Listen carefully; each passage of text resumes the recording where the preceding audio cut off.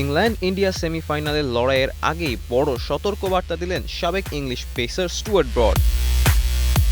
For the love of cricket পডকাস্টে Broad বলেন, ভারত যদি প্রথম 10 ওভারে শক্ত ভিত গড়ে তোলে তাহলে হার্দিক পান্ডিয়া হয়ে উঠবেন ভয়ঙ্কর এক অস্ত্র। নিজের দিনে হার্দিক শেষের ওভারগুলোতে ঝড় তোলেন, কয়েক ওভারের ক্যামিও, আর ম্যাচের রং বদলে যায় মুহূর্তেই। তাই ব্রডের কৌশল স্পষ্ট, তিনি চান হার্দিক যেন 12তম ওভারের দিকে ব্যাটিং করতে নামেন।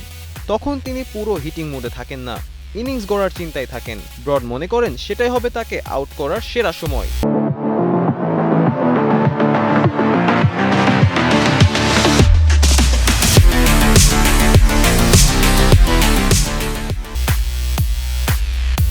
তিনি বলেন, আমি যদি ইংল্যান্ডের বোলার হতাম তাহলে শেষ 4 ওভারের আগেই তাকে ফেরানোর চেষ্টা করতাম, কারণ ডেথ ওভারে যদি ভারতের হাতে 3-4 উইকেট থাকে তাহলে তারা সহজেই 200 পার করতে পারবে।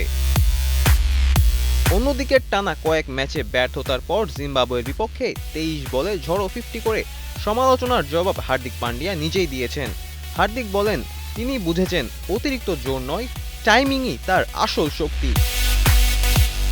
এখন প্রশ্ন একটাই, সেমিফাইনালের মঞ্চে শেষের ঝড়ে কি আবারও ম্যাচ ঘুরিয়ে দিবেন হার্দিক পান্ডিয়া? ফারদিন রেজা, কালের কণ্ঠ।